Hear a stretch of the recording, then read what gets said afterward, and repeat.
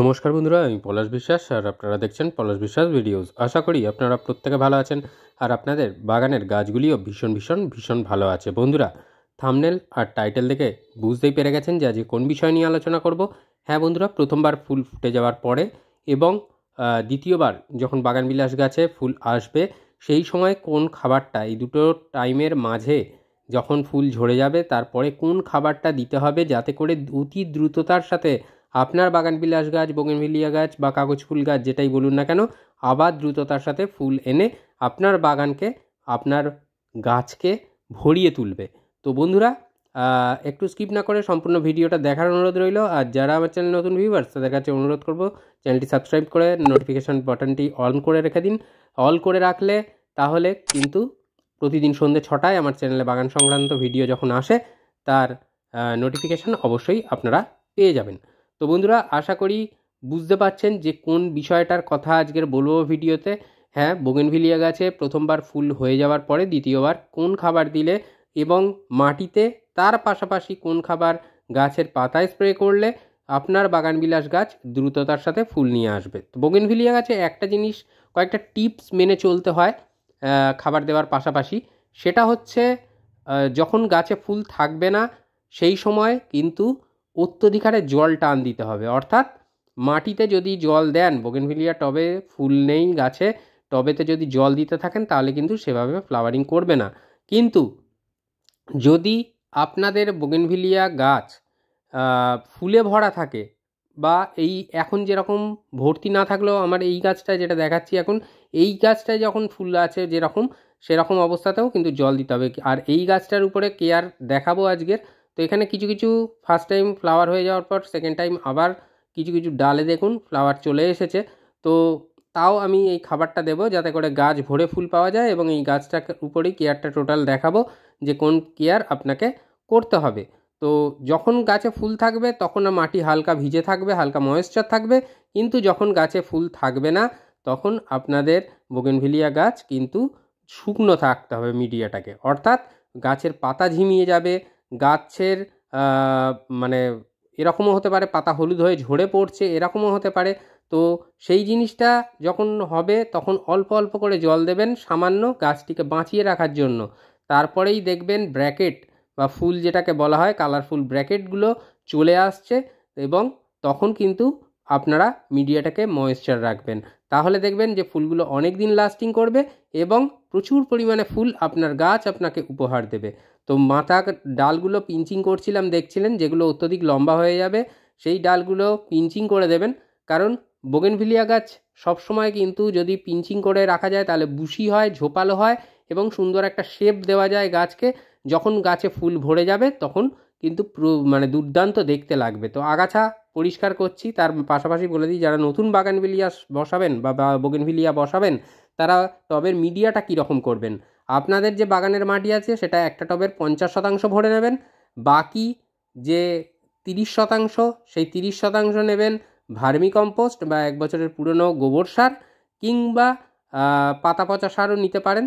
আর তাছাড়া যে 20% অর্থাৎ 50 আর 30 80% হয়ে গেল, 20% যে টবের খালি অংশ সেটা বিল্ডিং কনস্ট্রাকশনের লাল মোটা দানার যে বালি বাড়তিনেক ধুয়ে নেবেন, নিয়ে ভরে দেবেন। এরপর 3টি উপাদান সুন্দরভাবে মিশিয়ে আপনারা গাছটি কিন্তু প্রতিস্থাপন করে দেবেন।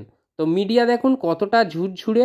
আর এটার করার কারণটা হচ্ছে একটাই, যে হোল্ড মানে জল হোল্ড হবে না। যদি জল জমে গোড়ায় তাহলে কিন্তু বাগানবিলাস গাছে ফুল পাওয়া খুবই মুশকিল, তার পাশাপাশি রুট রট হয়ে যাওয়ার সম্ভাবনা থেকে থাকে। তো সেই জন্য বলবো উচ্চ জল নিকাশিযুক্ত মাটি আপনাদেরকে তৈরি করতে হবে। আমি যে মিডিয়াটা বলে দিলাম, যারা নতুন বাগানবিলাস বসাবেন তারা কিন্তু এই মিডিয়াটাতে বসাবেন, দেখবেন দুর্দান্ত রেজাল্ট আপনারা পাবেন আপনাদের গাছকে নিয়ে। যেমন দ্রুততার সাথে বৃদ্ধি পাবে তেমন সঠিক পরিচর্যার ফলে আসবে প্রচুর পরিমাণে ফুল। তো কি খাবার দিতে হবে এবারে দেখে নেব। আর হ্যাঁ, সম্পূর্ণ রোদে ফুল সানলাইটে রাখবেন আপনার বোগেনভিলিয়া বা বাগানবিলাসকে, কারণ এই গাছ কিন্তু ভীষণ পরিমাণে সূর্যের আলোটাকে পছন্দ করে, উত্তাপ পছন্দ করে, কষ্ট সহিষ্ণু গাছ। তাই কখনোই একে মানে যত স্ট্রেস দেবেন তত কিন্তু এ ফ্লাওয়ারিং করবে, তত ফুল আপনাকে উপহার দেবে। আর যখনই কুঁড়িগুলো বা ব্র্যাকেটগুলো আসবে তখন কিন্তু জল ময়েশ্চার মানে মিডিয়াটা ময়েশ্চার রাখতে হবে, ব্যাস।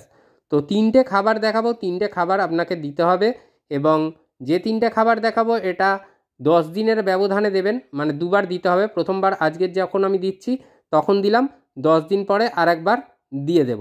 তো এই খাবারটা দিলে আপনার বোগেনভিলিয়া গাছ কিন্তু প্রচুর পরিমাণে ফুল আপনাকে উপহার দেবে, এটা প্রমাণিত, এটা পরীক্ষিত। তাই আপনাদেরকে বলছি। আর পলাশ বিশ্বাস তার বাগানে যেটা করে, তার গাছে যেটা দেখায়, কেয়ার করে, সেটাই কিন্তু তুলে ধরে। তো দেখুন এই 3টে খাবার এখানে 10 বা 12 ইঞ্চি টবের জন্য খাবারটা রয়েছে। 1 টেবিল চামচ পরিমাণে রয়েছে সিঙ্গেল সুপার ফসফেট সাদা রঙের, 14 থেকে 16 দানা রয়েছে ডিএপি, আর 1 টেবিল চামচ পরিমাণে রয়েছে পটাশিয়াম বা পটাশ। তো এই 3টে উপাদান আপনাকে দিতে হবে। আজকের দিলেন, 10 দিন পরে দ্বিতীয়বার আবার দেবেন। আর এর পাশাপাশিও কিছু ফোলিয়ার স্প্রে করতে হবে, সেগুলো অবশ্যই বলে দেবো যে কতদিনের ব্যবধানে কী কী করবেন। তার মাঝে বলে দিই যে খুব ভালো করে খাদ্য উপাদানগুলোকে মিশিয়ে নিতে হবে, যাতে প্রতিটা খাদ্য উপাদান প্রত্যেকের সাথে সুন্দরভাবে মিশে যায় এবং গাছের ফিডার রুটগুলো যাতে সহজে এই খাবারটাকে গ্রহণ করে নিতে পারে।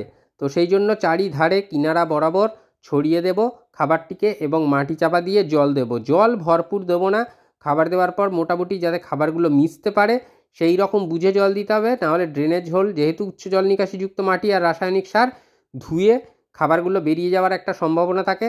তাই জলটা বুঝে দিতে হবে এই সময়, যাতে করে মাটির সাথে খাবারগুলো মিশবে সেই রকম জল আমরা দেব টবের মিডিয়ায়।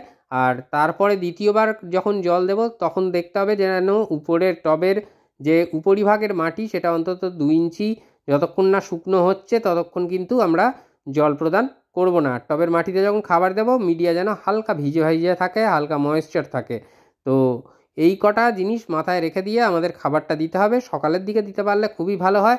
একান্ত যদি সময় বের করতে না পারেন তাহলে বিকেলের পরে বা সন্ধ্যের বেলায় আপনারা কিন্তু খাবারটা প্রদান করতে পারেন টবের মিডিয়ায়। আর অবশ্যই গাছটিকে যেটা বলেছি যে ফুল সানলাইট আপনার গাছের ফুল আনানোর জন্য ভীষণ ভীষণ পরিমাণে দরকার। তো সেই জন্য বলবো যে যেখানে বাগানের সর্বোচ্চ সূর্যালোক পায় তেমন জায়গায় আপনার বাগানবিলাসকে আপনি রাখুন, দেখবেন ফুলের অভাব আপনার গাছে হবে না। তো এরপরে যেটা করতে হবে, এই যে টবের মিডিয়ায় খাবার দিলাম, সেই খাবার দেওয়ার মানে ঠিক 3 দিন পরে আপনাকে গাছের পাতায় স্প্রে করতে হবে কিছু কিছু খাবার।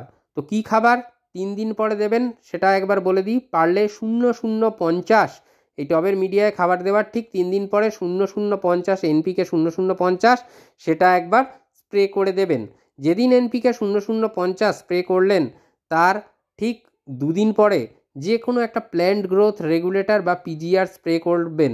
আমি বুস্টার 2 ব্যবহার করি বাগানে, তো এটা দেখাচ্ছি, মানে এটা আপনাদেরও করতে হবে এমনটা নয়, বা এটার আমি বিজ্ঞাপন দিচ্ছি না। আপনারা চাইলে এটা ব্যবহার করতে পারেন, না চাইলে অনেক প্ল্যান্ট গ্রোথ রেগুলেটর আছে বাজারে, যে কোনো প্ল্যান্ট গ্রোথ রেগুলেটর নিয়ে আপনারা একটা স্প্রে করে দেবেন। যারা বুস্টার 2 ইউজ করবেন তাদের জন্য বলে রাখি 1 লিটার জলে মাত্র 1 ফোঁটা আপনাকে এটা প্রদান করতে হবে। নিয়ে এটা সকালের দিকে খাবারটা এই পিজিআরটা গাছে স্প্রে করে দেবে। টবের মিডিয়াতে খাবার আছে অথচ বাগানবিলাস গাছে ফুল আসছে না, তো সেই ক্ষেত্রে এই প্ল্যান্ট গ্রোথ রেগুলেটর ভীষণ ভীষণ ভালো কাজ করে। তো যেদিন প্ল্যান্ট গ্রোথ রেগুলেটরটা স্প্রে করবেন তার ঠিক 2 দিন পরে একটা অনুখাদ্য বা মাইক্রোনিউট্রিয়েন্ট আপনাকে স্প্রে করতে হবে। আমি বায়োভিটা ব্যবহার করি বলে আপনাদেরও করতে হবে এমনটা না, বা এটার বিজ্ঞাপন দিচ্ছি না। তো আপনারা আপনাদের বাগানের যে সিউইড বেস ফার্টিলাইজার বলুন বা অনুখাদ্য যেটাই বলুন না কেন, যেটাই ব্যবহার করেন সেটা ব্যবহার করবেন। যারা বায়োভিটা করবেন 1 লিটার জলে 1.5 ml মতন নেবেন, নিয়ে গাছের পাতায় স্প্রে করে দেবেন, ব্যাস আপনার কিন্তু খাবার দেওয়ার প্রক্রিয়া শেষ। তো এইভাবে কেয়ারটা করুন।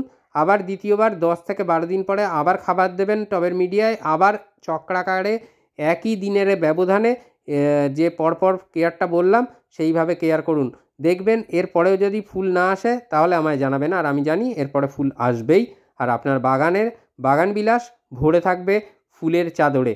তো বন্ধুরা, আশা করি বুঝতে পারলেন। এরপরেও যদি কোনো ধরনের কোথাও বুঝতে অসুবিধা হয় অথবা অন্য কোনো গাছ করতে সমস্যা হচ্ছে তাহলে অবশ্যই প্রশ্ন করবেন, আমি সবার প্রশ্নের উত্তর দিয়ে থাকি।